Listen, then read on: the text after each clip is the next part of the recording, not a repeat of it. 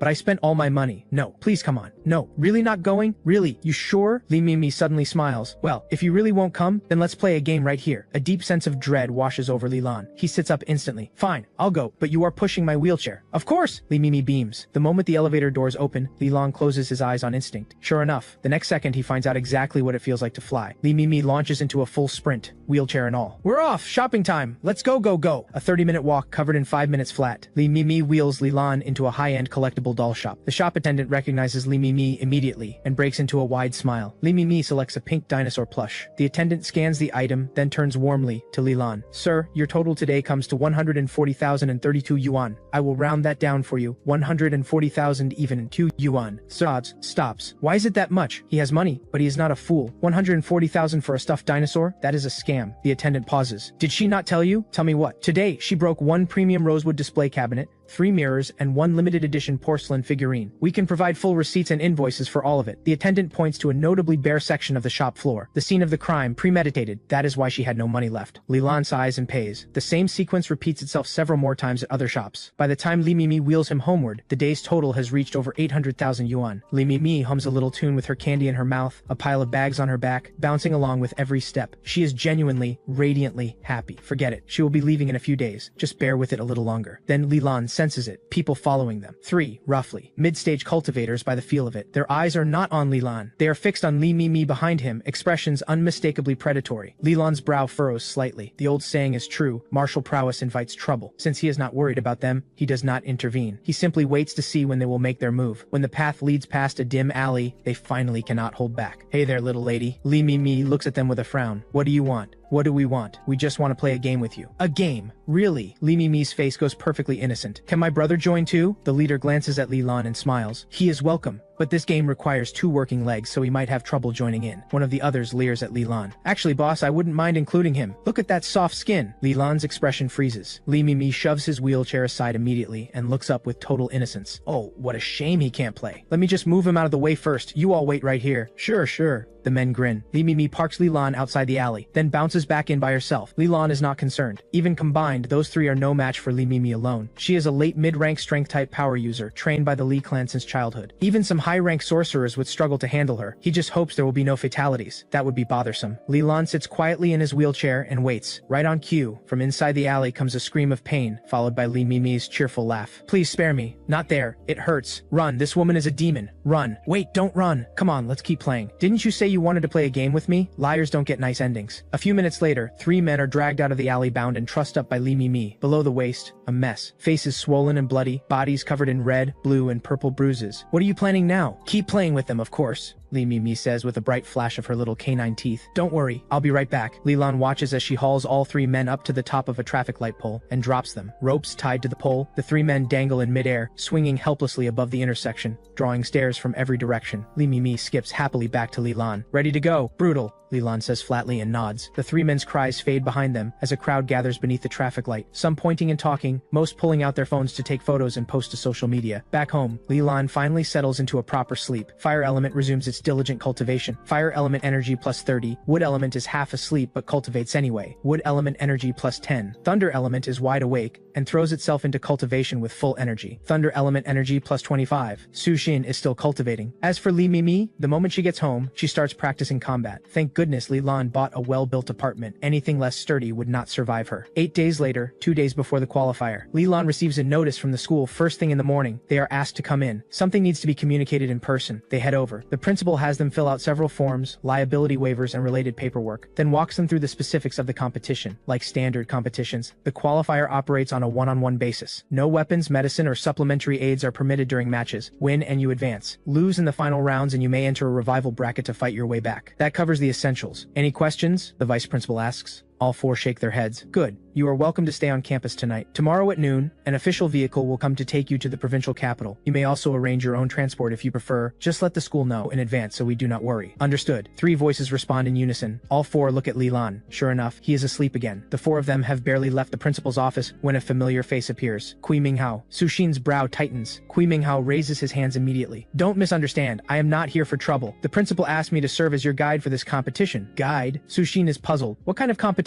needs a guide? Wang Shaoxian grins. Kui Minghao spent months researching every top contender in the province, preparing for the qualifier, only for the principal to select you instead of him. He was so furious he nearly threw himself off the 4th floor. No wonder he was so angry back then. Su Xin nods. You talk too much, Wang Shaoxian. Kui Minghao shoots him a look. He turns to the group. The principal covered the rules. My job is to brief you on the other competitors. I will start with the top 5 favorites. There are 5 standout competitors this year. They are Thunder Beast, Duan Zitao, Lone Wolf, Wu Tianxi, Elegant Prince, real name Su Wanyu, and Shadow Arrow 567. The first 4 are all from the provincial capital. The last one, 567, comes from outside, from Shangnan City itself, from neighboring Yiyang City to be precise. 2 years ago, taken on as a personal disciple by Elder Ghost Moon of the Tang sect. Power type, dark element combined with night vision. Estimated strength, divine arts sorcerer level. Number of divine arts mastered unknown. Thunder Beast, the young master of the Duan family, a non-elemental clan based in the provincial capital. By the time Li Lan gets home, it is already noon. He had been looking forward to a satisfying nap before the competition, but the moment he steps through the door, his phone rings. His eldest brother. Hello? Aren't you supposed to be at the military base? What are you calling me for? A deep, resonant voice comes through. Can't I just call my brother? Of course you can. Call whenever you want. Li Lan yawns loudly and deliberately, a clear signal that he is going to sleep. His brother seems not to hear it. You should still be in Xiangnan. I hear you have changed quite a bit lately. Grandpa has been praising you. I am currently in the provincial capital of Jiangnan province. The day after tomorrow, I head to the border for combat. Come see me. Just the 2 of us, and I want to see your strength for myself. The moment the call ends, Li Lan summons the private jet and sets course for the provincial capital. The jet descends slowly onto the rooftop helipad of a 5-star hotel. Su Xin wheels Li Lan down from the aircraft. An attendant approaches with a respectful bow. Welcome, honored guests. Do you have a reservation? We do not. My young master is here to meet someone. Su Xin answers for them. Li Lan has been asleep since midway through the flight. Who is your young master here to see? I can check our records for a note. Su Xin answers. Young Master Li Qingyang. Young Master Li Qingyang is in the presidential suite. Right this way, sir. The attendant leads them forward. The attendant stops before a gilded door and knocks gently. Mr. Li, your guests have arrived. Come in. The voice from inside is deep and magnetic. Low, yet each word lands with perfect clarity. The attendant eases the door open, and Su Xin wheels Li Lan inside. The room that greets them is a spacious receiving hall, its walls lined with expensive original paintings. At the table sits a young man, holding a copy of The Art of War. He is absorbed in it. A head of red hair tied in a short ponytail, a well-proportioned build, lean muscle that speaks of raw masculine strength. His waist is clean and defined, his core carved as if by a sculptor. An undeniable physical presence. He sits like an emperor surveying his domain, perfectly still, yet radiating a presence that fills the room. This is Li Qingyang, first young master of the Li clan. Before the new year, in a battle against the Savage Spirit clan, he threw his life on the line and cut down 3 of their grand divine art sorcerers. He saved hundreds of thousands of lives and made his name in a single battle. As the eldest grandson of the Yan Emperor, he is reverently addressed as the young emperor, first young master. Su Xin greets him with barely concealed excitement, like a man meeting his own idol. Li Qingyang nods. His gaze moves to Li Lan in the wheelchair. A faint frown. Still this lazy. Should I wake the young master? No, let him sleep. Li Qingyang gestured to a seat. Sit down. Tell me everything that's happened these past 6 months. Li Lan woke to the sound of his eldest brother chatting with Su Xin. Lazy all the time and secretly training on his own? Why would he do that? Li Lan said nothing. Secretly training? He had never trained a day in his life. Lan, you're up. Come spar with me. Li Qingyang set down his book. Li Lan nodded, rubbing the sleep from his eyes. They moved to a bright, open training hall. I'll hold back my power. Just come at me with everything you've got. Li Lan's fists ignited. Drawing on the combat techniques he had picked up, he launched himself at his brother. But Li Qingyang seemed to read every move before it came, shifting aside with the lightest step to slip out of range. Too slow, Lan. Speed is the soul of battle. Li Qingyang carried himself like a seasoned commander, stern, unshakable, guiding a soldier under his charge. Got it, Li Lan shouted. This time he pulled back from close range, pouring every ounce of flame into his fist and hurling it from a distance. The flames erupted into a ferocious blazing tiger that lunged forward. Good, you're improving, but it's not enough. Li Qingyang leaped straight up. A true warrior adapts to any situation. Outthink your opponent to outfight them. Can you speak plainly? Li Lan muttered, turning the words over fast in his mind. Then his eyes caught something in the corner of the training hall. He threw another punch at once, blocking his brother's line of sight. He sprinted to the corner, tracked his brother's position, grabbed a sack of lime powder and flung it into the air. He burst it open. A white cloud billowed through the hall, stinging both their eyes in an instant. Li Lan's eyes burned, but he had no time to care. He dashed to where he had mentally marked his brother's position, ignited his fist, and swung hard. In an instant, the lime cloud vanished. Li Qingyang caught Li Lan's fist in his right hand. You've made real progress, he said with satisfaction, but your combat technique is still rough. Keep working on it. As expected of his eldest brother, nothing got past him. Li Lan had picked up what little combat technique he knew from Li Mimi's notes, but those notes barely covered the basics. No wonder it showed. In Li Qingyang's eyes, it naturally came across as amateurish. Understood. Li Qingyang glanced at his phone. It's getting late. I just got word. I have to go. I'll be waiting for you on battlefield, Lan. Li Lan nodded. Stay safe, big brother. After Li Qingyang left, Li Lan collapsed onto the sofa with a groan. If only he could lie here forever. He shut his eyes. Sometime later, he had no idea how long. Su Xin woke him up to eat. The next day, he rested from morning to night. On the third day, Principal Hao called to say the team had arrived at the provincial capital. They were to head to the arena for the tournament. When they arrived, the arena was packed. Mostly spectators come to watch. Li Lan, Su Xin, over here. A voice cut through the crowd. They turned to see Kui Minghao waving them over. Su Xin wheeled Li Lan toward him. Kui Minghao handed them each a match sheet. Su Xin, your opponent is Du Yue from Mingge Academy's Power Elite class. Li Lan, yours is a trickier one. Fan Long from Jiangnan First High Class 1. Strength type power user. Not long ago, he defeated a divine art sorcerer, while still ranked as a high-rank sorcerer himself. Su Xin took his sheet and was looking it over, only to find Li Lan already asleep. Su Xin quietly took Li Lan's sheet as well. I just explained all that and he's already out cold. Kui Minghao's mouth twitched. Across the crowd, a pair of eyes landed on Li Lan. Ah Zhuang, what's wrong? The one called Ah Zhuang fixed a venomous glare on Li Lan. That's the guy, bro. A few days ago his sister beat me up. You want me to get revenge for you? The young man frowned. His name was Ko Zhuang, and he was one of the competitors in this tournament. Exactly. I just glanced at her on the street, one look, and she laid into me, called me a self-important creep. Then she stripped me down and hung me from a traffic light. Ku Zhuang's voice shook with fury. The tournament's about to start. The disciplinary committee won't look the other way if there's a brawl. So what? They're not competitors. I came with you today. Remember? I checked the list of competitors from Shangnan City. Those two aren't on it. They must just be here to watch. Fine. Ku Zhuang sighed and turned to the man beside him. Huang Lian, go sort this out for my brother. Make it quick. We'll meet inside. On it. Huang Lian nodded. Let's go, little Zhuang. Sure thing. Make sure you hit that cripple hard, Ku Zhuang's brother added. I've been furious for days. I have never been humiliated like that in my life. Su Xin was pushing Li Lan through the crowd when someone stepped into their path. Huang Lian held out a cigarette. Hey, got a light? He looked them both over slowly. Su Xin kept his voice flat. Sorry, we don't smoke. No light. He moved to leave. Huang Lian's hand snapped onto the wheelchair. No light? Surely the guy in the chair has one. Let go, Su Xin said quietly. Say that again. I said, let go of your filthy hands, Su Xin repeated, word for word. You dare talk to me like that? Huang Lian swung a fist at Su Xin. In an instant, flames erupted from Su Xin's body, spiraling into a vortex that swallowed Huang Lian whole. Seconds later, Huang Lian sat on the ground, face white with terror. What did you... Before he could finish, security personnel came rushing over. No private fighting on competition grounds. Are you out of your mind? Excuse me. Su Xin turned to the officer, calm as ever. They threw the first punch. Everyone around us can confirm it. The bystanders nodded. A few even volunteered a quick account of what had happened. The officer checked their credentials, then turned a sharp look on Huang Lian. You attacked a registered competitor? Come with us. Su Xin glanced at Li Lan. Li Lan was awake. Nobody had noticed when. Let's go, young master, Li Lan murmured in response, his eyes drifting to the bruised and swollen face of Ku Zhuang nearby. Know your limits, Li Lan said softly. Do you know him, young master? No. Su Xin wheeled him away into the crowd. Young master? Huang Lian froze where he sat, unable to believe what he had just heard. Cold sweat broke out all over him. Who was that person? A competitor that powerful. And he calls him young master? Have I just picked a fight with someone with serious backing? He wanted to slap himself, and then a real hand did it for him. Who hit me? Huang Lian spun around and found Ku Zhuang. You little idiot. You said he wasn't a competitor. I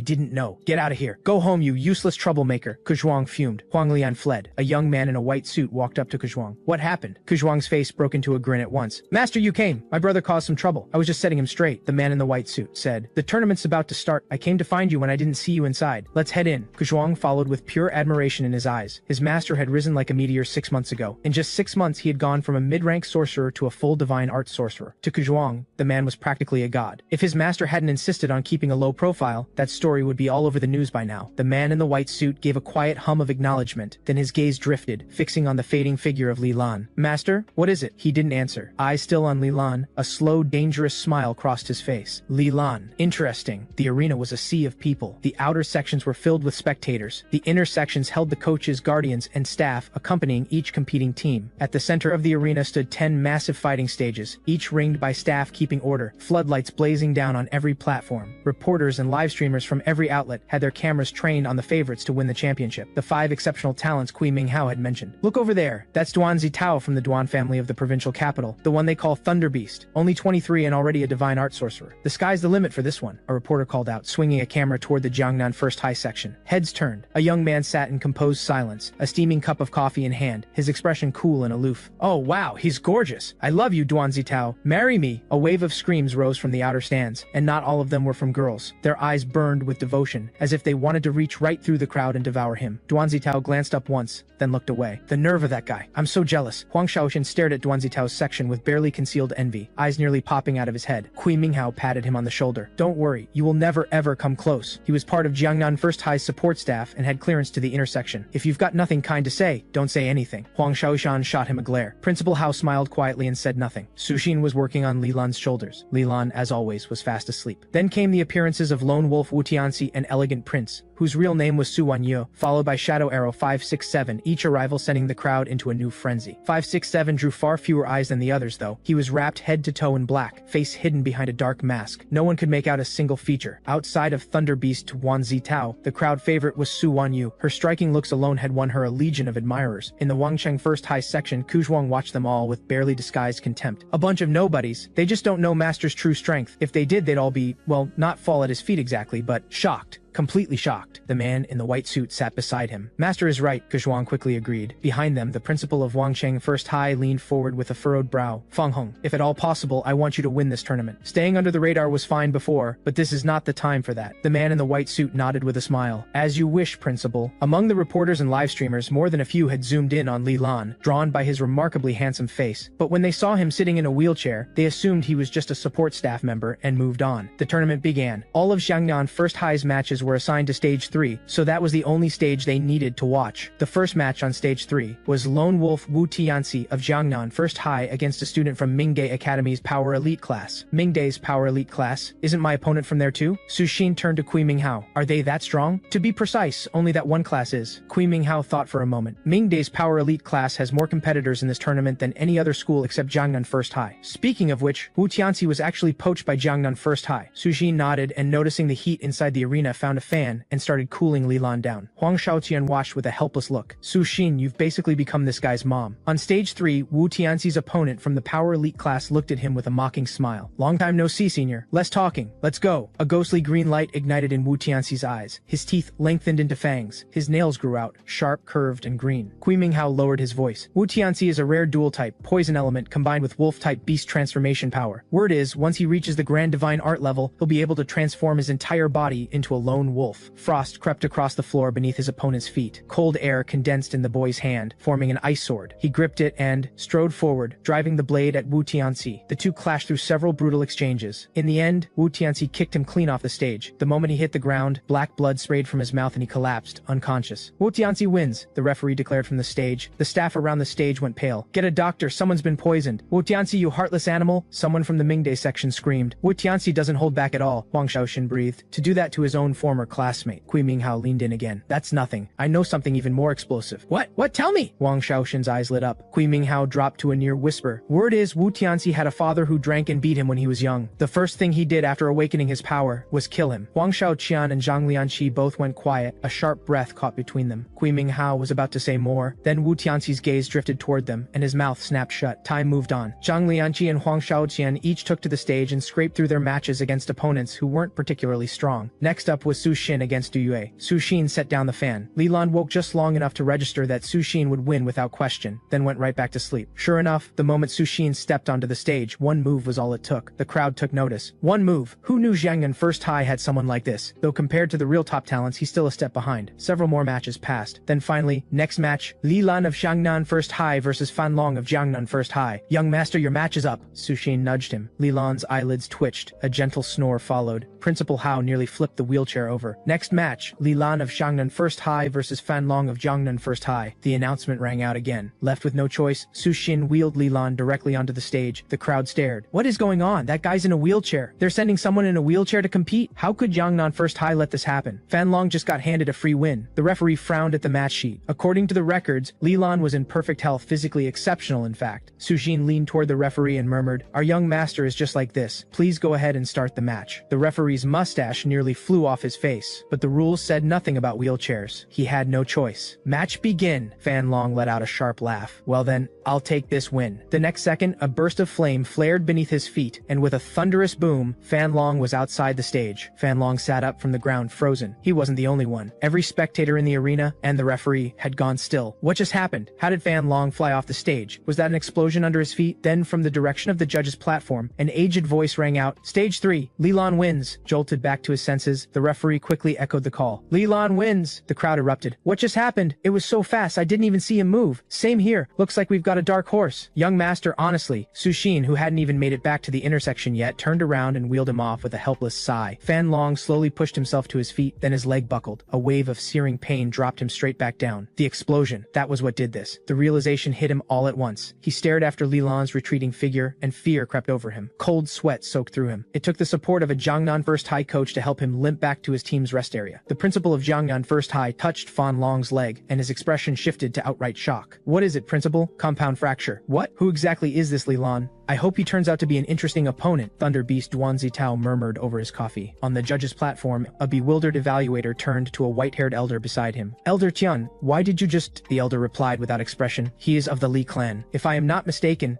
that technique was flame burst, a divine art passed down through the Li clan bloodline." Flame burst. The Li clan. The other evaluator's eyes went wide. "The Yan Emperor's Li clan?" The elder smiled and nodded. "Elder Tian, do you think he has a real chance at the championship?" "Wait and see. One victory tells you nothing about someone from a clan like that, even for a mid-level divine art sorcerer." Another dark horse. White death. Terrifying. This year's national martial tournament is full of surprises. A few hours later, a wave of commotion burst from stage 7. A student from Wangcheng First High named Fang Heng had defeated Su Wanyue, one of the 5 top favorites, in a single move. On stage 7, Su Wanyu studied Fang Heng with visible unease. "You're very strong, Fang Heng." Fang Heng smiled lightly. "You're very weak." Su Wanyu stiffened, gave a cold scoff, and walked off the stage. After the lunch break, the tournament resumed. The next match on stage 3 was Su Xin versus Lone Wolf Wu Tianxi. Both were rising talents. Eyes from across the arena shifted toward stage 3. In the Wangcheng First High section, Fang Heng watched the two step onto the stage with a quiet, unreadable smile. The referee raised his flag. "Match begin." But the next second, for no visible reason, Su Xin collapsed. His body began to convulse. His skin flushed red. Veins of crimson spread across the whites of his eyes. Wu Tianxi's lips curved into a cold, vicious smile. His claws began to lengthen. He moved toward Su Xin, slow, deliberate. At that moment, Li Lan jolted awake. What happened to Su Xin? Why did he just collapse? Then the crowd saw Wu Tianxi moving in. He's going for a sneak attack. Su Xin is in danger. "Wu Tianxi, you coward, attacking someone when they're down." Countless eyes fixed on Su Xin's crumpled form. Outrage rippled through the crowd, but there were voices on the other side too. "Go for it, Lone Wolf. Kick him off. This is a fight. In a real fight, your enemy won't go easy on you just because you're not feeling well. Tianxi, teach him a lesson. Finish him." Principal Hao shot to her feet. "Referee, my student Su Xin has had a medical emergency. I am requesting an immediate halt to this match." The referee looked at Su Xin on the ground, hesitating. Once a match starts, it cannot be stopped. Damn it. Su Xin lay on the stage, still convulsing. He could feel the sacred blood inside him surging wildly, pulled as if by some invisible force. Wu Tianxi stood over him, looking down with empty eyes. His voice carried no feeling at all. "This victory is mine." And in the instant before he struck, Li Lan tapped the armrest of his wheelchair. A thunderous boom erupted beneath his feet. A massive wave of flame detonated, launching a wall of heat, and riding that surge, Li Lan leaped. He soared through the air under the gaze of thousands, and landed clean and steady on stage 3. Who is that? That's Li Lan, the talented cripple from before. He can walk? He's not a cripple. Mid-level divine art sorcerer? He's a mid-level divine art sorcerer. He can't be more than 16 or 17. A divine art sorcerer at 16. I can't even imagine it. What is he doing up there? Trying to stop the match? That's insane. He's breaking the rules. Does he want to be disqualified? From the outer stands came voices aimed directly at the judges. The committee saw that. Li Lan just violated the rules in plain sight. We demand he be disqualified. The spectator stands buzzed with voices. Shock layered on top of shock. Some were already shouting demands at the judges' platform, pushing for Li Lan's disqualification. The way Li Lan had humiliated their representative in the earlier match had cost Jiangnan First High face, and plenty of people in their section had been waiting for exactly this moment. They were stunned by his power, but that didn't stop them from pointing the finger. Wu Tianxi's claws were centimeters from Su Xin's throat, but the sight of Li Lan stopped him cold. "He's not yours to touch," Li Lan said. "Says who?" Wu Tianxi sneered. "Don't forget, I'm a divine art sorcerer too." "Then try me," Li Lan said, flat and unbothered. A crackling buzz rose from his fists. Fire ignited around his knuckles, and he drove a punch straight into Wu Tianxi's chest. Wu Tianxi moved to block, but he couldn't stop it. Li Lan broke clean through his guard and the blow landed dead center. Wu Tianxi coughed up a mouthful of blood that splattered across Li Lan's face. His entire body launched backward through the air. He crashed into the judge's platform with a thunderous impact, splitting the wooden table clean in two. Li Lan stood on the stage like a god of fire above the mortal world, loose strands of hair drifting across his face. Countless faces changed color. Two thoughts rose in every mind at once. One, he is powerful, he is stunning. Two, he just broke the rules and the judge's table, and he is in serious trouble. This man is out of his mind. Thunder Beast Duan Zitao stared at Li Lan, genuinely startled. That punch, I couldn't track it at all. Su Wanyu's face was frozen in shock. This man, he is terrifyingly strong. Su Wanyu stared blankly, mind gone still. Shadow Arrow 567 pulled off his mask to get a clearer look. Fang Heng went rigid. "Only 6 months," he said under his breath, disbelief written across his face. "How is he this strong already?" The principal of Jiangnan First High rose to his feet and called out to the judge's platform. "Honorable evaluators, what Li Lan has done clearly violates the rules of this tournament. He has openly disrupted a match in progress. I move to have him disqualified." One evaluator hesitated, then stood. "I second the motion. Li Lan should be disqualified." One by one, more evaluators rose. The atmosphere on the platform went taut. There were 6 evaluators on the panel. If 3 voted to disqualify Li Lan, he would be out of the tournament entirely. Elder Qian sighed slowly. "I think this matter warrants more careful deliberation." The other 3 evaluators, mindful of the Li clan standing, found themselves at a loss for words. The principal of Jiangnan First High caught the eye of one of the 3 undecided evaluators. The evaluator noticed the look, wavered, and was just about to speak when a red-haired man in golden armor descended from the sky, riding a blazing dragon. A wave of scorching heat rolled over the arena. Dread seized the crowd. "Grand Divine Art Sorcerer." The same 4 words flashed through every mind. "Sir, who are you? Even if you are a Grand Divine Art Sorcerer, surely you are aware this is an official tournament?" one evaluator demanded, voice firm. He was only a Divine Art Sorcerer himself, but he had the authority of the official body behind him. He would not be intimidated, though the slight tightness around his eyes gave him away. The principal of Jiangnan First High stared at the newcomer. Something about him was familiar. The remaining evaluators turned to look as well. Elder Qian blinked, then it clicked. He looked toward Li Lan. Any chance of disqualification had just vanished. The crowd stared at the newcomer. Blank faces, awed faces, every kind of face. "Hello everyone. I am a companion of justice, a guardian of peace. Golden Holy Warrior, Li Qing." The fire dragon beneath Li Qing's feet dissolved as he touched down. "I'm here to watch my little brother compete. Golden Holy Warrior Li Qing, of the Li clan." The 5 evaluators' expressions shifted, and they quietly sat back down. The principal of Jiangnan First High pointed at Li Lan on stage 3 with a suddenly cooperative smile. "That young man over there." The arena erupted. "Li Qing, the Yan Emperor's line, a grand divine art sorcerer of the Li clan. Good heavens. Li Lan is actually from the Li clan? The Li clan, why would someone like that be attending a school like that? Something doesn't add up. Li Qing, he's a direct heir of the Li clan, isn't he? Which means Li Lan is one too. Someone like that could walk straight into Azure Dragon Academy. Now things are getting interesting. Let's see if they still dare to disqualify him." "Disqualify? What does that mean?" Li Qing asked, genuinely puzzled. The principal of Jiangnan First High's face froze. He turned to the judge's platform. "Honorable evaluators, I withdraw my motion." Then he turned and left quickly. Several other principals who had been watching the drama kept their eyes fixed on his retreating figure until he was completely gone. The referee on stage 3 stood at a loss for a long moment, then chose his words with diplomatic care. "Su Xin has lost consciousness on the stage and is therefore deemed to have forfeited. This match ends with no victor." Everyone turned to look at Wu Tianxi, unconscious on the judge's platform. The evaluators quickly waved for staff to carry him away. Li Lan carried Su Xin to the rest area and set him in the wheelchair. He checked his pulse. Steady. Only then did he allow himself to breathe. "Li Lan, Su Xin, is he alright?" Huang Shaoxian and the others were stunned by Li Lan's identity, but concern came first. Li Lan shook his head. "He should be fine." Li Qing had made his way to Li Lan's side. Principal Hao and the others greeted him with a flurry of polite words. Li Qing nodded, then turned to Li Lan. "Lan, breaking the rules is not something a guardian of justice does." "I never wanted to be a guardian of justice," Li Lan replied, expression blank. He wasn't surprised by his third brother's arrival. Li Qing had been stationed in Jiangnan province for months. "Do you know what happened to Su Xin?" Li Lan shook his head, eyes on the wheelchair. "He was fine just a moment ago. How did he just drop like that?" Li Qing settled in beside him and spoke unhurriedly. "If someone in this arena carries sacred blood of exceptional purity, blood that has fully merged with their body, then they have the ability to affect anyone else carrying sacred blood. The lower the purity, the weaker the fusion, the more vulnerable they become to the influence of a high purity carrier. And this influence is not passive. It is deliberate." Li Lan looked at his third brother, startled. "You already knew? Rushing out of a secret realm in a panic? That's not like you at all." Which meant only one thing. The problem was with Su Xin. "Third brother, is there a way to help him?" "No." "Alright then." Li Lan leaned back in his chair and closed his eyes. "You're not even going to ask me more? You just said there isn't a way, not completely without options." Li Qing looked at Li Lan, confirmed he was listening, not sleeping, and continued. "There are 3. First, eliminate the sacred blood in his body body entirely, a full cure. Li Lan gave him a flat look. That's worse than saying nothing. If there were a way to do that, the sacred blood wouldn't still be inside him. Li Qing didn't miss a beat. Second, find the high-purity sacred blood carrier inside this arena and kill them. Li Lan sat up. Third brother, do you know who in this arena belongs to the black coffin? Li Qing shook his head. No. Then what was the point of that? Li Lan lay back down. I haven't told you the third method, patience. Li Qing gave the third option, take Su Xin and leave. Distance would sever the influence of the high-purity carrier. When he finished, Li Lan said nothing. A few minutes later, Li Qing glanced over, and Li Lan was gone. The wheelchair, Su Xin still in it, had vanished too. Li Qing turned to Principal Hao. Principal Hao pointed toward the arena exit. Just now, the two of them left together. Li Qing exhaled sharply. That little troublemaker. The tournament continued. In a quiet corner, Fang Heng was on a call. Yes, exactly as planned. You have my word, sir. Once you deal with him, I will take first place in this tournament. Guaranteed. Shifted. From the original 5 to Fang Heng, Li Lan, Duan Zitao, 5, 6, 7, and Su Wanyu. 2 of the original 5 were already out. People thought the picture had finally settled, but that evening, Lone Wolf's master made a sudden appearance. Wu Tianxi had always had a mysterious master. No one had known who it was, until now. The man's identity was finally revealed. The infamous poison master known as the Poison Demon, Dugu Tianxing. He had made his name back when he was still a divine art sorcerer, killing a grand divine art sorcerer of the alien realm with a single vial of poison. He went on to reach the grand divine art level, earning the title of Poison Demon. He walked a crooked line, as many members of the alien realm had died by his hand as fellow members of the human clan. His first act upon arriving was to heal Wu Tianxi's injuries. He even elevated Wu Tianxi's power cultivation, pushing him up to mid-level divine art sorcerer. Wu Tianxi went on to defeat Su Wanyue, reclaiming a spot among the tournament's top 5 favorites. After the win, Wu Tianxi made his intentions clear. He was going to put Li Lan on the ground and keep him there. Beyond Wu Tianxi, there was another development worth noting. Shadow Arrow 567's master also appeared. Outside the arena, 3 grand divine art sorcerers had now gathered. Dugu Tianxing fixed Li Qing with an amused, taunting look. Golden Holy Warrior, it's been a while. Old Poison Master, I'd rather not see you at all, Li Qing replied coldly. Of course you don't. You raided my medicine garden 3 years ago and walked off with half my stock. Haven't returned a single thing. Raided? You lent that to me. Oh? And when exactly are you planning to return it? I borrowed it fair and square, Li Qing said without a trace of shame. Why would I give it back? Dugu Tianxing looked like he had expected exactly this answer. Fine, then don't blame my student tomorrow when he puts your little brother in a hospital bed. We'll see who ends up in a hospital bed. I look forward to it. Dugu Tianxing turned to Wu Tianxi beside him. On the way back, Wu Tianxi glanced at his master. Master, you know Li Lan's brother? That kid making it to grand divine art level? I deserve half the credit for that. Even that golden armor of his, he took it from me. Wu Tianxi watched his master go on proudly at length, wearing every word of it, and stared at him in quiet disbelief. Your own student nearly got killed by his little brother, and you're bragging about it? Li Lan returned to the 5-star hotel where his eldest brother had been staying. Li Qingyang had booked the presidential suite for a full month. Before leaving, he had handed the key to Li Lan and told him to make himself at home. Free lodging. Li Lan wasn't about to say no. You've had a long day. Fire element diligently begins cultivating. Fire element energy plus 52. You've had a long day. Wood element diligently begins cultivating. Wood element energy plus 25. You've had a long day. Thunder element diligently begins cultivating. Thunder element energy plus 44. You've had a long day. Body severing art diligently begins cultivating. Physical constitution plus 8. After getting Su Xin settled, Li Lan went to sleep. Late that night, a knock came at the door. He assumed it was his third brother, but when he opened the door, a scruffy old man stood there. And you are? The old man introduced himself without missing a beat. Hello, Li Lan. My name is Muke. I am from Azure Dragon Academy. What does he want with me? Li Lan stepped aside. Please come in, Teacher Mu. They sat at the table in the sitting room. Li Lan was just about to ask why he had come, when Muke opened his briefcase, drew out a stack of documents, and laid them on the table. He stood and looked at Li Lan directly. Li Lan, I am here to formally invite you to join Azure Dragon Academy. No, the refusal came without hesitation. Classes every day, trials and assessments on top of that. Exhausting just thinking about it. He already cultivated by sleeping. What was the point of going to school at all? Muke blinked. He had prepared for resistance, but not a flat rejection before the pitch was even finished. Is he already looking at another academy? Muke pressed quickly. Li Lan, finishing in the top 5 of this tournament earns you a place at any of the 5 great academies, but I can assure you, none of the others will make you an offer like ours. Join Azure Dragon Academy, and you will be immediately enrolled as a senior student, along with 1 top grade elemental treasure, 3 high grade elemental treasures, and 1 access pass to a high reward, low risk 4-star secret realm. He had not included any financial incentive. Before coming, he had done his research. Li Lan was of the Li clan. Money meant nothing to him. Such a generous offer. Li Lan couldn't help asking, why me? The only talent I've shown is mid-level divine art fire element. A 17-year-old divine art sorcerer was rare, but surely not rare enough to justify this kind of investment from Azure Dragon Academy. A single top-grade elemental treasure was worth a fortune. The armor his third brother wore was one such treasure, and the realm core he had absorbed earlier, that was likely worth just as much. much. The military should have launched an investigation into the missing realm core. But the Black Coffin's invasion had pulled their attention elsewhere, and Li Lan had slipped under the radar. Mukei leaned forward. Li Lan, in addition to your fire element, you are also a thunder element divine art sorcerer. Li Lan was caught off guard. How do you know that? Everything he had shown publicly was fire element, only fire element. The other two he had kept hidden, mostly to avoid the trouble. If his father found out, he would be dragged back home and put through intensive training as the Li clan's next rising star. Let me show you something. Mukei placed his phone on the table in front of Li Lan. He opened a video. It showed what had happened earlier that day, specifically the moment Su Xin collapsed, and Li Lan sent Wu Tianxi flying with a single punch. Now Li Lan understood. The camera angle was from the judge's platform. One of the evaluators was from Azure Dragon Academy, and had passed the footage to Mukei. Mukei had spotted the thunder element in that punch, and come straight here to secure him. Li Lan, that punch today, you weren't only using fire element divine art, there was thunder element in it too. You hit it well, but you can't hide it from these eyes. Mukei said it with undisguised pride. Any other recruiter would have walked right past you, but you got me. My eyes don't miss, and I am not about to let you end up at another academy. A dual element divine art sorcerer is a different creature entirely from a single element one. It's not simply 1+1. In real combat, a dual divine art user who commands both elements well can take on two single element divine art sorcerers alone, and win. Teacher Mu, may I ask what the top grade treasure is? Mukei smiled. Of course, it is a psychic type treasure, the psychic amber. Wear it and you temporarily gain psychic power at the divine art sorcerer level. Psychic amber. So if I had it, I could awaken a psychic power? Li Lan was tempted, but still he hesitated. Teacher Mu, if I join Azure Dragon Academy, would I be required to attend classes? Mukei's brow furrowed. Of course you would. Students attend class. That is non-negotiable. Unless you were a teacher. He paused. And it's Mu. My name is Mu. Understood, Teacher Mu. How exactly does one become a teacher at Azure Dragon Academy? Become a teacher? This kid is dreaming. Mukei let out a small laugh but answered anyway. The minimum requirement to teach at the academy is reaching the Grand Divine Art level. I'd strongly advise you to drop that idea and focus on attending class like everyone else. Grand Divine Art level. Li Lan thought for a moment. In that case, teacher, I won't be a student. I'll be a teacher at Azure Dragon Academy. Very well. From today you are my... Mukei stopped. Something was wrong. What did you just say? Are you sure you heard yourself correctly? Li Lan nodded. Didn't you just say that any Grand Divine Art sorcerer can be a teacher at the academy? Li Lan raised one hand. With a quiet shift of focus, vines began to grow from his skin. They grew and grew, spreading wider and thicker until they filled the entire sitting room. Mukei sucked in a sharp breath, staring at Li Lan in disbelief. Are you actually human? So I qualify to be a teacher now? Mukei took a breath. I'll need to check with the academy. I'll be waiting for good news, teacher. A few minutes later, Mukei returned. The academy agrees. On one condition, you must pass a test first. What kind of test? Teaching is a responsibility, shaping and guiding students. Raw power alone means nothing. You also need to be able to identify mistakes. Mukei placed his phone in front of Li Lan. It displayed several images, pages from what appeared to be a cultivation manual. What's this for? Not sure yet. This is a visualization art used to enhance elemental absorption efficiency. This particular one contains 17 errors. Find 10 of them and you pass. Easy enough. Li Lan took the phone and studied the pages carefully. At the same time, the system's voice chimed in. Detected. The advanced earth element visualization art the host is currently viewing contains 24 errors. The system has automatically corrected them. Error 1, Error 2, Error 3. Li Lan went through each one carefully. Mukei smiled. Li Lan, being a teacher is no simple thing. If you truly can't find enough errors, there's no shame in it. Spend a few years as a senior student, pick up some teaching assistant experience, and you might be able to skip the test altogether and move straight to teaching. As it happens, I'm looking for a teaching assistant right now. Interested? A few minutes later, Li Lan set the phone down. Done, Teacher Mu. He handed it back. There aren't 17 errors in this manual though. I count 24. What? That's impossible. Mukei's face went stiff with disbelief. Don't make things up if you couldn't find them. If you don't believe me, I'll point them out one by one. Go ahead then, Mukei said, refusing to back down. If there really are 24, I'll stop calling myself Teacher Mu. The vice principal had given him this document personally. He had checked it himself. 17 errors. Did this boy think his eyes were broken? Then Mukei's phone rang. He glanced at the screen. The vice principal. He answered on speaker. Vice Principal Wei, what can I do for you? My apologies, the vice principal said. I sent you the wrong version. The one I sent has 24 errors, just so you know. The line went dead. Mukei stared at Li Lan, jaw nearly on the floor. Li Lan, please call me Teacher Li, Li Lan said with a smile. I look forward to your guidance, Teacher Mu. Mukei's face turned deep red. He had absolutely nothing to say. The benefits we promised, and your faculty token, someone will arrange all of that once you arrive at Azure Dragon Academy. See you tomorrow. Mukei turned and fled. Li Lan called after him. Teacher Mu, make sure they give me a relaxed post. Otherwise I really can't be bothered to teach anyone. A voice drifted back from down the hall. Yes,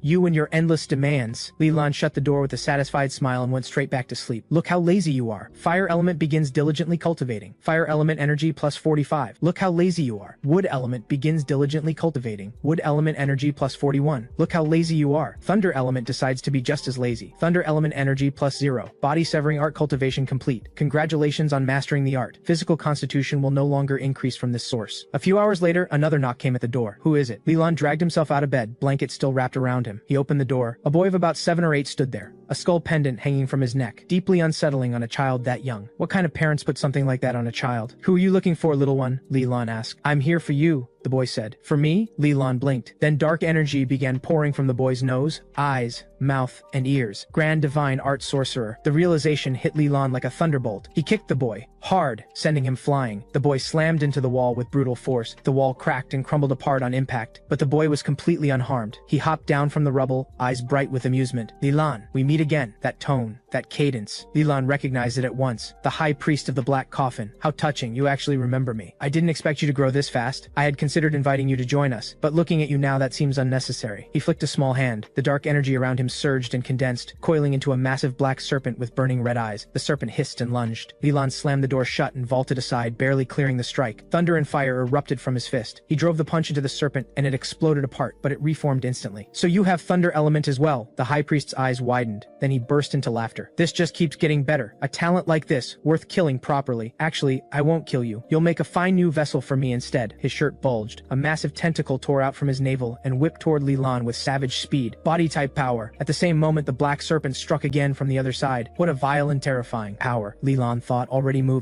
This enclosed space was working against him. He sprinted for the rooftop. You can't run. The high priest's voice followed. The tentacle swelled, growing longer, thicker, faster. He whipped it at Leland. Leland threw himself into a roll, barely clearing it. The tentacle slammed into the wall, and the entire wall collapsed. The floor's alarm system blared. The high priest blocked the exit. More tentacles tore free from his navel. They replaced his legs entirely, carrying him in a frenzied charge after Leland, crushing everything in the corridor along the way. As he burst through the rooftop door, Leland dropped from above, the doorframe, fire and lightning blazing across his body, fist driving straight down at the high priest. The high priest moved to intercept with his tentacles, and then realized, without knowing when it had happened, that every single tentacle was already bound, wrapped tight in a dense tangle of vines. Wood element, grand divine art level. The child's face flashed with pure shock. Too late to react. Leland was already on top of him, fist arcing down toward his head, when one tentacle tore free of the vines and threw itself in the way. Leland's fist connected with it instead. A deafening crack. The tentacle burst apart, pale red flesh scattering across the rooftop. The high priest went white and let out a shriek. The dark red flesh began pulling itself together, compressing into a massive rolling mass of meat that hurtled toward Leland. Leland's focus shifted. Vines erupted in every direction, coiling around the mass and locking it in place. Flame burst. The next instant, every vine detonated at once. A wall of heat blasted across the rooftop. Fire poured into the night sky. Heads across the city tilted upward toward the hotel, trying to draw attention, hoping someone comes to save you. A barrier sealed around the high priest. The mass had been blasted to scattered fragments. The high priest glanced at the pieces strewn across the rooftop, and they crawled back into his navel on their own. The tentacles retracted after them. What is he doing? Leland's eyes narrowed. While the high priest was unguarded, he channeled his thunder element divine art, and a bolt of lightning as thick as a child's arm came roaring down from the sky. But before it struck, the high priest opened his mouth, his jaw stretching open over a meter wide, a meter deep, a cavernous bloody maw that swallowed the lightning whole. Body type power, a devouring maw. Leland couldn't hold back. Doesn't that disgust you? Disgusting, why would it? Leland said flatly. It's just deeply wrong. The high priest glanced down at the crowd gathering far below, and smiled. Then he leaped into the darkness and vanished into the night. I'll be back for you, Leland. I'd rather never see you again. Leland watched until he was certain the high priest was truly gone, then exhaled. That thing is terrifying, an endless bag of horrifying tricks. Leland went back inside. The door was still standing. The wall behind it was not. He checked on Sushin, still fine, then lay down and went to sleep. Before long, hotel staff came to find him. Leland assumed they wanted compensation, but the security footage in the corridor had been completely destroyed. They had come only to ask him to make a brief statement at the security bureau. Leland said a few words and left it at that. The next morning, Sushin woke up. Leland filled him in briefly, told him to find another hotel, and headed to the arena alone. The finals. The arena was even more packed than the day before. Near the judge's platform, Leland spotted 5 new evaluators. From the chatter around him, he learned they represented the 5 great academies of Dragon Nation: Azure Dragon Academy, Vermilion Bird Academy, White Tiger Academy, Black Tortoise Academy, and Keelan Academy. Among the 5, Leland spotted a familiar face, Teacher Mu from the night before. Leland took his seat in the Shangnan First High section. People around him offered greetings from every direction. Most of them he had never seen in his life. He nodded his thanks to each of them. Is Sushin awake? Huang Xiaoshan leaned over. Is he okay? Wide awake. Running, jumping, eating, not a scratch on him. Leland stretched with a yawn and dozed off. The news about Sushin drew a collective sigh of relief. Principal Hao turned to him. Leland, you're the only one left from our school. After you left yesterday, everyone else lost. Leland nodded without opening his eyes. eyes. Don't worry, Principal. I'll do my best to take the championship. That's exactly what I was waiting to hear. Principal Hao smiled, then glanced at Kui Ming Hao. Kui Ming Hao hurried over and gave a quick summary of what had happened the day before. The one thing that genuinely surprised Li Lan, Wu Tianxi was alive. Li Lan, watch yourself. Wu Tianxi said he's going to put you on the ground and keep you there. Li Lan wasn't particularly worried. He gave a simple nod. In the first half, every competitor matched against Li Lan forfeited on the spot. His performance the day before had been that convincing. Li Lan lay back in his chair. First half complete. Fire element is automatically cultivating. Fire element energy plus 10. Wood element is automatically cultivating. Wood element energy plus 12. Thunder element is automatically cultivating. Thunder element energy plus 13. The second half exploded into action. Only 20 competitors remained. The judges' platform gave the signal. All 10 fighting stages were cleared away. A massive circle was marked out across the arena floor. All remaining matches would be fought within its boundary. Inside the circle, a course of obstacles had been set up. Artificial rock formations, an oversized pool, a dark tunnel, and more. The crowd erupted in excited shouts. The arena floor had expanded more than tenfold. With terrain and obstacles added, the match format opened up entirely. More tactics, more surprises, and a massive boost for stealth-type power users. Next match, 567 of Yiyang Middle School versus Duan Tianyu of Jiangnan First High. The match began. Both stepped onto the arena floor. Duan Zitao's little brother, Duan Tianyu, was in trouble. He had the strength to crack the top 10, but he drew Shadow Arrow. Easy. There's still the revival round. How many moves do you think Duan Tianyu can last against 567? 10 moves. Duan Tianyu is Duan Zitao's brother after all, trained in the Duan family tradition. I say 20. On the arena floor, 567 stood masked and wrapped in black. Duan Tianyu studied him with a grave expression. 567, I've wanted to face you for a long time. Never had the chance. Until now. Today, let me find out if you're worthy of challenging my brother. The words had barely left his mouth before his vision went black. Dark element power. A curtain of darkness. When the light returned,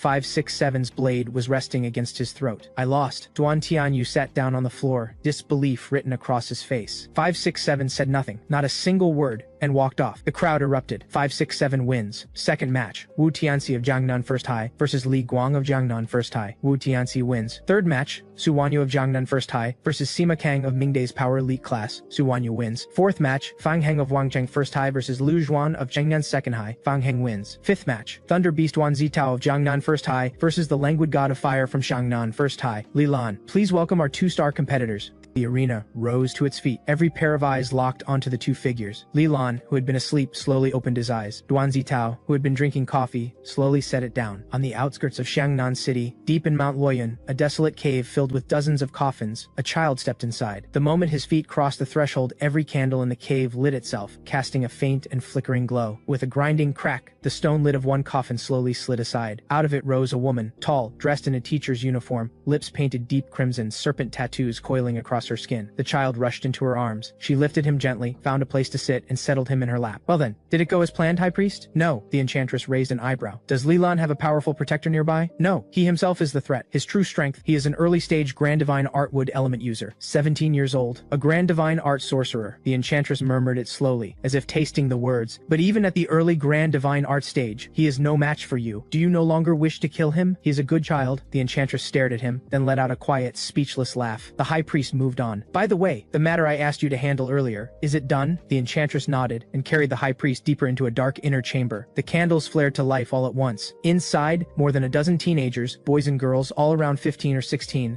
were held captive. The moment they saw the enchantress, their faces filled with terror. One of them, a heavy-set boy, trembled as he spoke. Please, please let us go. I'll never bully anyone again, I swear. Me too, the others chimed in around him. The enchantress set the High Priest down. He asked softly, won't or wouldn't dare? Won't, we won't. They cried out all at once. The enchantress turned to him. What do you intend to do with them? The same as always. Bad children must die. The warmth drained from the High Priest's face, replaced by something cold, hollow, and deeply wrong. Just then, a scorpion the size of a child's palm crawled onto the enchantress's foot. She lifted it gently onto her palm, tilted her head to listen, then looked at the High Priest. The clown is here. The words had barely settled when a figure walked in. Full circus clown costume, painted face, oversized red nose and all. He swept a look around the cave, his expression curling with distaste. Same as always. You still love living in a trash heap. What do you want? The High Priest asked, voice flat and cold. The clown smiled. The Hanjiang secret realm. I may need your help with something. The enchantress moved to see him out. Somewhere in Jiangnan City, inside a private villa, Li Qing, the Li clan's third son, was watching an animated show. On screen, a villain declared, "You wretches who terrorized Blue Star, your crimes cannot be forgiven. Face the judgment of justice." The images flickered across the TV. Li Qing's face had gone red. He was practically bouncing in his seat, arms waving, so caught up he had completely forgotten the soda pop in his hand. Then the door burst open. A man covered in blood stumbled inside. Li Qing's expression shifted completely. He paused the show. Wang Kai, what happened to you? Something's wrong. Young Master Li Lan may be in danger. The previous night, inside the arena, Li Lan and Duan Zitao had stepped onto the arena floor. Duan Zitao spoke with quiet gravity. Li Lan, I've wanted to fight you for a long time. Li Lan yawned. He didn't appear to be listening at all. This guy drives me insane. Acting this relaxed against Thunder Beast Duan Zitao, Li Lan really doesn't play by any normal rules. Hasn't he always been like this? But his opponent this time was Duan Zitao, the single strongest favorite among the original 5, the one everyone had tipped to win. I'd love to see this lazy guy actually lose for once. Same. I want to see if he's still this casual after he drops into the loser's bracket. Against Duan Zitao, Li Lan is finished. Seeing Li Lan's posture, the stands buzzed with chatter. Plenty of people were openly rooting for him to lose. Once the 20-person round concluded, competitors would be divided into the winner's bracket and the loser's bracket. The winner's bracket would continue competing, while the loser's bracket would enter the revival round, with only the strongest survivor returning to the main competition. On the judges' platform, Muke patted Elder Tian on the shoulder. Well done. Elder Tian looked flattered. Just doing what I should. The other evaluators exchanged bewildered looks. Muke returned to his seat. The White Tiger Academy evaluator leaned over. Old Mu, who do you think wins this one? The Black Tortoise Academy evaluator cut in first. Duan Zitao has the better odds, I'd say. Thunder Element is famous for its raw dominance. Fire Element falls a bit short. The Vermilion Bird Academy evaluator turned cold. What exactly is wrong with Fire Element? You can't handle a little honesty? The Keelin Academy evaluator weighed in. I also favor Duan Zitao. Duan Zitao. Keelin Academy has already set its sights on him. Looks like the 5 of us are going to be fighting over the results again. Muke shook his head with a quiet smile and said nothing. The match began. The referee dropped his flag and stepped off the floor. Duan Zitao struck first. Lightning surged beneath his feet, and he flashed to Li Lan's side in an instant, fist driving hard toward his stomach. Li Lan didn't yield a single inch. He caught the fist barehanded, and a detonation of force shook the air between them. Flame burst. A terrifying pressure wave swept the entire arena, blasting the hair of every spectator straight up from their seats. Incredible physical conditioning. Duan Zitao's eyes sharpened. He pulled back immediately, not daring to take another exchange at close range. A crackling hum rose from his body as lightning coiled around him. He swept out a palm. A serpent of pure lightning shot at Li Lan at blinding speed. Flames rose around Li Lan. They condensed into a defensive shell. The lightning serpent crashed into the fire, and both vanished at once. The two clashed through a dozen more exchanges. Then, in the middle of the arena, Duan Zitao caught a moment of inattention and teleported behind Li Lan like a lightning strike. Both palms blazed with thunder, the kind that felt like it could unmake the world, and came crashing down toward Li Lan's back. Looks like it's over. The White Tiger Academy evaluator smiled. In the end, even fire that can burn everything dims in the face of lightning like that. The Vermilion Bird Academy evaluator gave a cold scoff, quietly crestfallen, but unable to argue. Muke kept smiling and said nothing. The next instant, just as Duan Zitao's thunder palms were about to connect, Li Lan dropped. One palm slammed into the ground, and a storm of sand and fire exploded upward. A curtain of sand and dust swallowed the arena floor. Duan Zitao froze, and his stomach dropped. He knew. This was deliberate. From the very beginning, every step into the arena, every exposed back, every apparent opening, all of it had been intentional. He was studying me, using me to map out his own strategy. Duan Zitao's scalp prickled. Li Lan was already gone from where he had been standing. As the dust began to thin, a wall of heat slammed into Duan Zitao and launched him off his feet. The dust settled. Duan Zitao was out of bounds. The arena exploded in shock. Every evaluator wide-eyed, every breath caught. Terrifying. If this boy doesn't fall, he will be the next Yan Emperor, worthy of the Li clan, worthy of being the Yan Emperor's grandson, worthy of being Li Qingyang's brother. Even I almost thought he had lost. The Vermilion Bird Academy evaluator stood frozen, mouth open. The White Tiger Academy evaluator stared blankly. How is this possible? The Keelin Academy evaluator exhaled slowly. I didn't expect this. Even I misjudged him. Li Lan, Keelin Academy is claiming him. Don't any of you dare compete with me. Dream on. Black Tortoise Academy already has him. Muke kept smiling and said nothing. Thank you for the match. Li Lan, rare for him, spoke first. Duan Zitao held his gaze for a long moment. Thank you. You are very strong. I accept my defeat. Li Lan smiled and returned to the rest area. Duan Zitao entered the loser's bracket. The mood in that section was grim. Just then, Li Qing came rushing in from outside the arena. Only after confirming Li Lan was completely unharmed did he breathe again. What happened at the hotel last night? Wang Kai's injuries were severe. Li Lan had practically forgotten Wang Kai existed. He didn't want his brother to worry. I honestly don't know. I just fell asleep. Sounds like an accident then. The tournament went on. Li Lan fought through several more matches, winning every single one. The only other competitor with a perfect record was White Death, Fang Heng, who had swept through the bracket on the strength of his dark element power alone, leaving almost no one standing. Even 5, 6, 7 had fallen to him. In the end, it came down to Li Lan and Fang Heng, the final. The rest of the rankings had been decided. Third place, Thunder Beast Duan Zitao. Fourth, Lone Wolf Wu Tianxi. Fifth, Shadow Arrow. 5, 6, 7. Two dark horses this year. Didn't see that coming. Neither had I. I'd never heard of either of them before this. Word is Li Lan is from the Li clan, the Yan Emperor's Li clan. How is that possible? I've never even heard of Jiangnan First High. The Li clan sinking to that level, hard to believe. But Li Lan is something else. That fight against Thunder Beast Wan Zitao, I was speechless the entire time. Feng Heng though, that's real power. I couldn't even track his attacks. Exactly. That match against 567. Both of them wrapped in black fog, nobody could tell what was happening inside, and then 567 just lost. Who do you think takes the championship? Feng Heng. His attacks are impossible to read. Same. Li Lan is stunning to look at, but I get the feeling Feng Heng has the edge. Me too, because Feng Heng not only has dark element power but also a late high-rank flesh blade power. The man's body is harder than actual steel. With only a fire element power to speak of, Li Lan might genuinely not be a match for Feng Heng. Li Lan lay back in his chair and went to sleep. Look how lazy you are. Fire element decides to be just as lazy. Fire element energy plus 0.